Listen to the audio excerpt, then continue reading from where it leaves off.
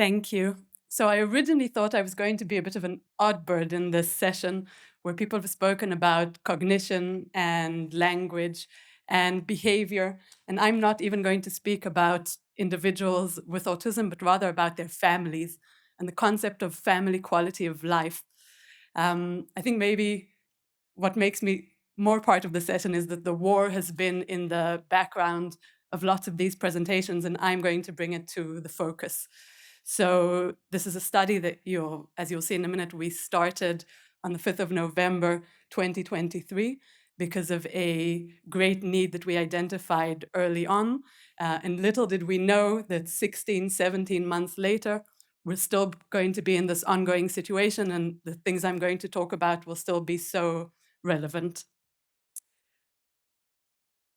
So I'll go back and just say that this was a joint effort between Bet Izzy Shapiro and School of Social Work at Bar Ilan University. And we are happy and sad that our results have gotten so much attention in the past year. But this is another opportunity to bring it to the front of the stage and share with you some of our insights. So a very brief reminder. Oh, sorry.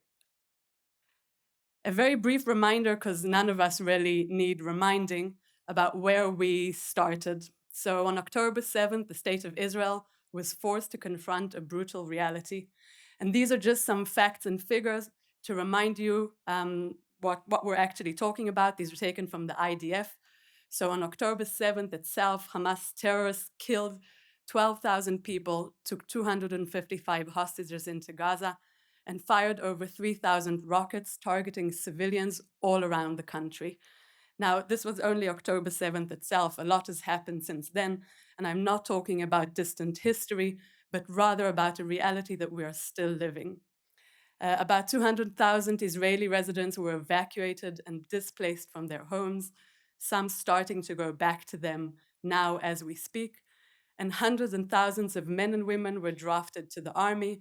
And again, just to bring us to how relevant and how we're still talking about current affairs, we're talking about now recruiting another few hundred thousands for the ongoing war and for the next few months. So hopefully our insights will be able to provide very immediate relief and support programs needed for these families. So what does the literature say about children, about families of children with autism during war? First of all, not a lot. There are some initial studies from Ukraine. There are a few studies from Israel that have been published. We do know, of course, from the general population, war is a disaster. It threatens human life. It disrupts our daily routine, our stability. It breaks down social order and causes loss of resources and support systems. It has immediate and long-term effects on our emotional well-being, on our psychological state, depression, anxiety, things that are almost obvious. We also know that the psychological state of parents affects that of their children.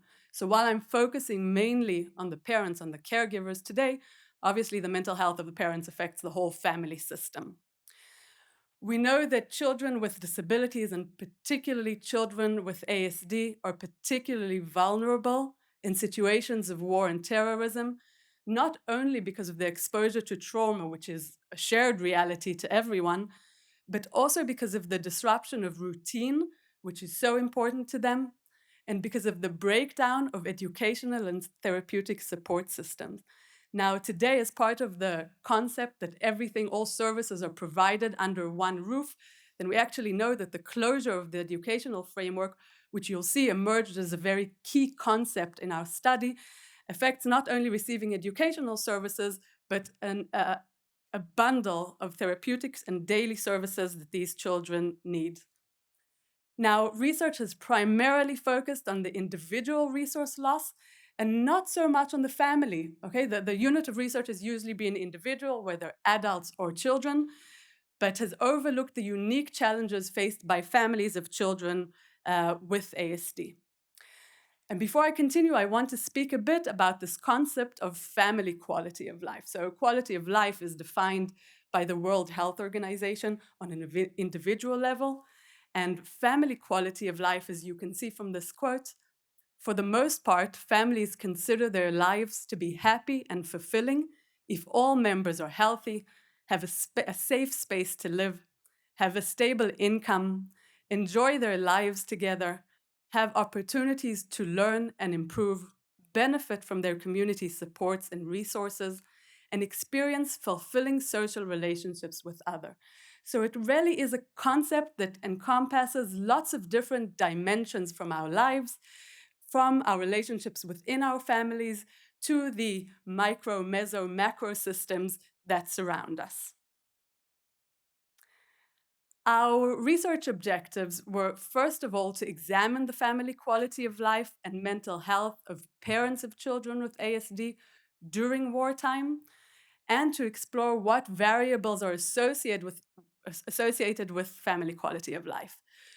The study is unique because it started during the war. Lots of what we know about what happens during the war is actually learned retrospectively. So war happens within a defined period of time, and when the war finishes, then everyone looks back, and that's how we gain insights. But here, first of all, because of the nature of the ongoing war, and because we were able to get our act together relatively early on, we are able to provide a unique view of what happens live during the war. So this is part of a larger mixed methods study. I am only going to be presenting the quantitative findings, though I will relate a bit to some of the qualitative findings which helped us understand what we were seeing. Also, I'm only going to be presenting today the part that pertains to children with ASD, but it was a larger study. 60% of the children were with ASD, and that's what I'm focusing on today. But we did have children with other disabilities included in the study.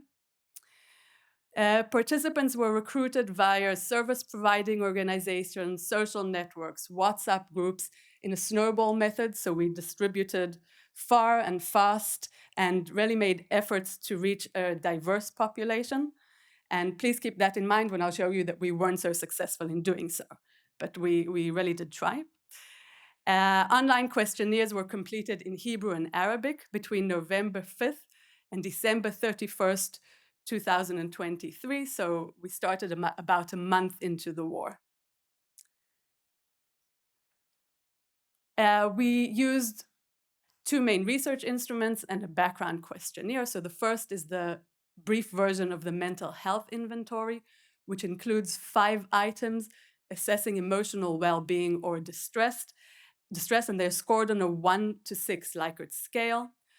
We also used the Family Quality of Life Survey short form. Now, this is a well-validated instrument that has been translated and used in many countries and in many languages. It examines family quality of life across 9 domains: health, economic well-being, family relationships, social support, support from disability-related services, values, education, work preparation and work, leisure, and community interaction. Now, the scale is actually, each one of the domains is scored across 6 dimensions. So things like opportunities that the family may have, attainment, which is what we focused on here, satisfaction with quality of life in that specific domain.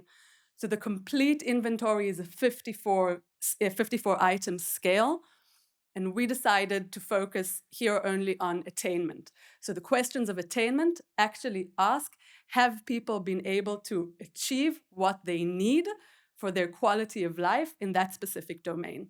So it's 9 questions scored on a 1 to 5 Likert scale. And for these 2 scales, we asked the caregivers to refer to 2 time points. One before the war. So we said, try and remember what it was like before the war started in each one of the domains. And one currently during wartime. We had 236 participants in the study, 236 parents of children with ASD, where our inclusion criteria was that the children receive 100% or higher disability in their national insurance benefits. Children were 82% boys and almost 20% girls. The average age was almost 9 years old, and the age ranged from 3 to 21 years. We did have an upper limit of 21 years. We had mostly mothers, 90% of mothers filled the questionnaire, mostly Jewish. So when I said before that we did put a lot of effort into getting diverse population, we weren't very successful. 66.5% were secular, 75% married. Over 70% have an academic education, and over 60% reported that their income is average or higher. So it really is important to keep in mind that our sample here is not very representative. It's part of the limitations. We can still learn a lot, but this is a sample that is stronger, more able to start with. Another point is the geographical distribution of our research participants. And you can see that about 50% of them were from central Israel. So from Gush Dan, Tel Aviv, the Sharon area. And we weren't able to actually get, or we had a very small percentage of participants from the north or the south.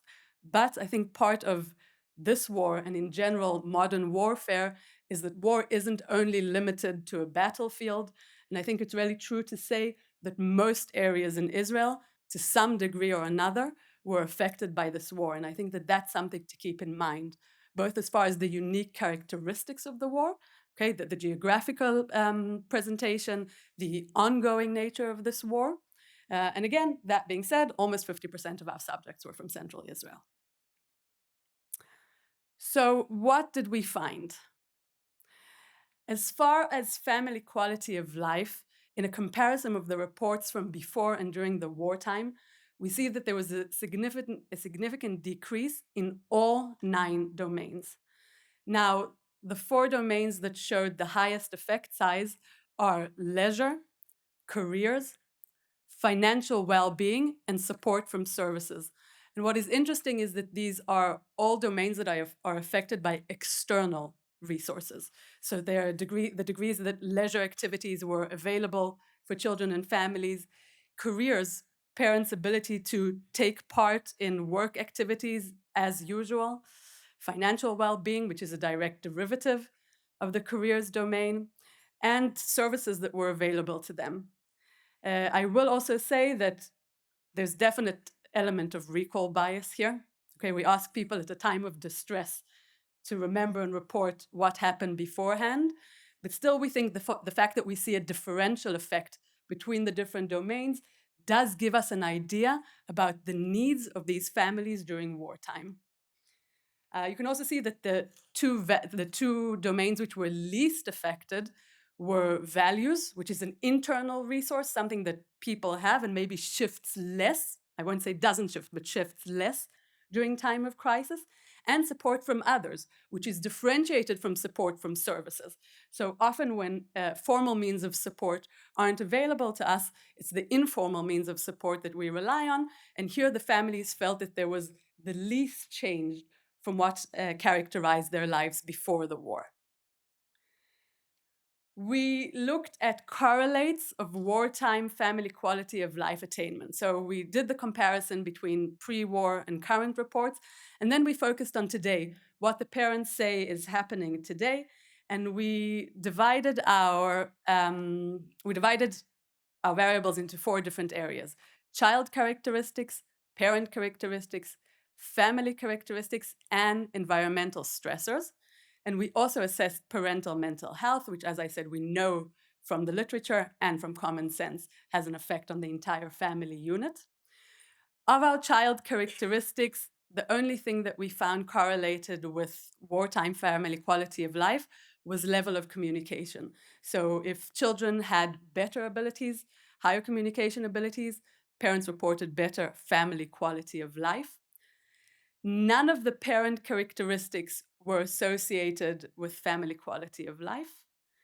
Income, not surprising, during routine and during war, significantly impacts family quality of life. And here we know from the qualitative data that we collected that parents who were more financially able could compensate for the lack of services by being able to purchase these services. So if people didn't get them in the educational framework, those who were more financially able could turn to private resources and make up for maybe some of the gap that was created during war. And it's very logical that this is, you'll see later on, also one of the strongest predictors that emerged for family quality of life. Our environmental stressors, you can see here, included various things related to the war, like evacuation from home, a family member being injured, abducted, evacuated, proximity to war zone. So we asked the people where they lived, and then we had divided it based on the time they had to get to a protected space to indicate something about proximity to war zone. We asked whether a family member was called up for reserve duty, and I'm reminding you that for many, many, many families, this was the reality, so it didn't really differentiate here. And we asked about operation of the educational framework. So in the first few weeks of war, all the educational frameworks ceased operating, and they returned gradually and partially. And we had asked about the current state at the time of filling the questionnaire. So whether, the educational framework was operating as usual, operating part-time, operating but in a different location, with for children with ASD could also have immediate implications, or whether it was still closed. And we saw that from all of those, we had two significant predictors: evacuation from home, and if you think of all the disruption for the routine that causes, was positively associated with family quality of life, and proximity to war zone negatively. So if you lived further away from the war zone, your family quality of life was better. And parental mental health, of course, was also a major predictor of family quality of life. When we put all these into a multivariate model, only 3 variables emerged as significant. The first is family income. The second is the operation of educational framework. And the third is parental mental health, all of which predicted better family quality of life. So we were very interested in the effect of the environmental stressors. Again, we started out thinking that the war-related events would have a direct effect on family quality of life, and actually saw that in the multivariate model, the operation of the educational framework was more important for the family quality of life than any of the seemingly objective war-related variables. And then we checked a mediation model. So operation of educational framework was our only environmental stressor that emerged as significant.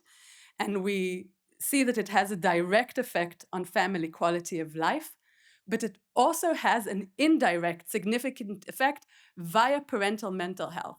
So as the operation of the educational frameworks, as they operated as usual or closer to as usual, that increased parental mental health, and not in the context of ASD. Anyone who has children can understand that.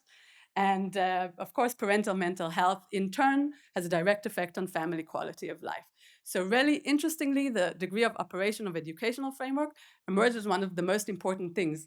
We know how important it is for families of children with ASD, and we know that during the war it was often inaccessible, and that was avoided again, partially. People who were better off financially could fill this gap, and still, despite that, it obviously was our main predictor. So our conclusions were, first of all, caregivers of children with ASD face significant adverse effects on their family quality of life during wartime. So more than the individual effects, which were known previously, we know that there are effects on the family unit. We know from the literature that raising a child with ASD, these parents are anyway exposed to more stress. They report more adverse physical health, mental health, and all this is exacerbated during wartime. Their vulnerabilities, their pre-existing vulnerabilities, contribute to the adverse effects of war. Restricting educational frameworks undermines family resources, both directly and indirectly, and once again exacerbates these vulnerabilities. It's necessary to raise awareness to the unique needs of families of children with ASD during war times. So policymakers and professionals directly working with these families should be aware of the unmet needs, of the needs in general and unmet needs during wartime. And we should plan, I want to say we should plan in advance, but we should never plan in advance for war. But we should be aware of what's happening and be able to provide an immediate alternative framework, so some kind of resources to support these families. There's a need for further research to better understand the long-term effects of war on children with ASDs and their families. Okay, this is just the beginning. We're not the only ones studying this. As I said, there are a few, I think there's one published study from Israel already. And obviously, the longer the war continues, these needs and these gaps will become even more pronounced. So this was the first study to examine family quality of life of caregivers of children with ASD during wartime. It's a relatively large sample of primary caregivers, and mixed methods, again, which I did not focus on here, were another strength of the study. You saw that this isn't a representative sample. Okay, it's mostly mothers with high levels of education and income, distant from main war zones. It is characteristics of other online samples, if you remember that that's our methodology. But it is something to keep in mind, and definitely a direction for future researchers to try and get to more diverse populations. Recall bias may definitely affect the pre-war reports. And we don't have a comparison group. So this is an initial study, and we are leaving the way open for more. I won't say many more, but definitely for more. So thank you for listening, and hopefully all this will become irrelevant in the very near future.